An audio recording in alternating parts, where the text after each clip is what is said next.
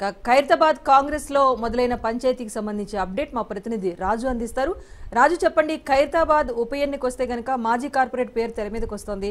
ఫ్లెక్సీలు ఏర్పాటు చేసే వరకు కూడా వెళ్ళినట్టుగా తెలుస్తోంది. డీటెయిల్స్ ఏంటి?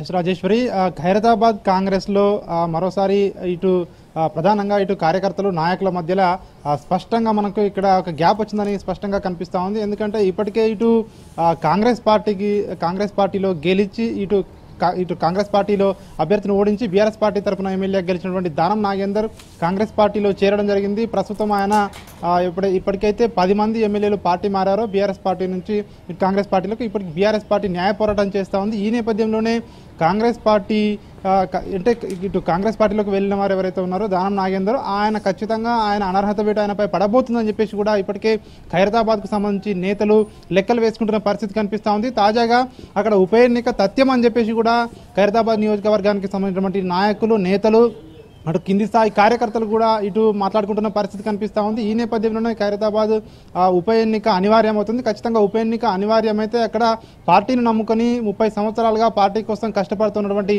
రాజు యాదవ్ మాజీ కార్పొరేటర్ ఎవరైతే ఉన్నారో ఆయనకు ఈసారి ఎమ్మెల్యేగా కాంగ్రెస్ పార్టీ అవకాశం ఇవ్వాలని చెప్పి కూడా అక్కడ పోస్టర్లు వెలిసాయి. మనం చూసుకున్నట్టయితే అక్కడ ఎక్కడైతే ఖైరతాబాద్ నియోజకవర్గంలో ఉన్నటువంటి కేబీఆర్ పార్క్ చౌరస్తాలో ఇక్కడ కొన్ని ఫ్లెక్సీలు అయితే ఈరోజు వెలువడం జరిగింది. అవన్నీ కూడా రాజు యాదవ్కి సంబంధించినటువంటి అనుచరులు కార్యకర్తలు అవన్నీ ఏర్పాటు చేసినట్టుగా కూడా తెలుస్తూ ఉంది. ఎందుకంటే బీఆర్ఎస్ పార్టీలో గెలిచి పార్టీని వెనుపోటు పొడిచి ఇటు కాంగ్రెస్ పార్టీలోకి వెళ్ళినటువంటి దానం నాగేందర్పై ఖచ్చితంగా అనర్హత వేటు పడుతుంది అని చెప్పేసి కూడా ఇటు బీఆర్ఎస్ పార్టీ కార్యకర్తలు చెప్తున్న పరిస్థితి కనిపిస్తూ ఉంది. ఈ రోజు కూడా సుప్రీంకోర్టులో వాదనలు కూడా దానికి సంబంధించి జరగడం జరిగింది. 10 మంది ఎమ్మెల్యేలు, ఈ 10 మంది ఎమ్మెల్యేలలో ప్రధానంగా 3 ఎమ్మెల్యేలు మొదటగా పార్టీ మారడం జరిగింది. మొదటగా పార్టీ మారిన వారిలో ఇటు చూసుకున్నట్టయితే ఇటు దానం నాగేందర్, కడియం శ్రీహరి, తెల్లం వెంకట్రావు వీళ్ళు ముగ్గురు కూడా ముందు బీఆర్ఎస్ పార్టీలో ఎమ్మెల్యేలు గెలిచిన తర్వాత కాంగ్రెస్ పార్టీలోకి వెళ్ళడం జరిగింది.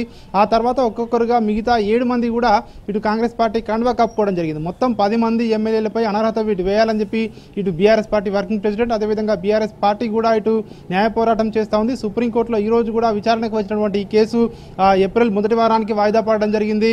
ఖచ్చితంగా ఇక్కడ ఉప ఎన్నిక రాబోతా ఉంది అని చెప్పి కూడా ఇటు నాయకులైతే కింది స్థాయి నాయకులందరూ కూడా చెప్తున్న పరిస్థితి కనిపిస్తుంది. అట్లాంటి పరిస్థితి ఒకవేళ వచ్చినట్టయితే బీఆర్ఎస్ పార్టీ ఖచ్చితంగా రాజు యాదవ్కి టికెట్ ఇవ్వాలని చెప్పి కూడా కింది స్థాయి నాయకులు అక్కడ ఫ్లెక్సీలు అయితే వెలువడం జరిగింది. ఇవన్నీ కూడా మనం చూసుకున్నట్టయితే ఖచ్చితంగా ఇట్లాంటి పరిణామాలన్నీ ఒకసారి చూసినట్టయితే ఖచ్చితంగా అక్కడ ఖైరతాబాద్లో ఏదో జరగబోతా ఉంది. దానం నాగేందర్కి వ్యతిరేకంగా అయితే కింది స్థాయి క్యాడర్ అయితే తమందరూ కూడా ఇప్పుడు సమాయత్తం అవుతా ఉన్నారని చెప్పి అర్థమవుతా ఉంది. ఎందుకంటే ఆయన ఏ పార్టీలో ఉన్నారో కూడా స్పష్టత లేదు అని చెప్పి కింది స్థాయి నాయకులు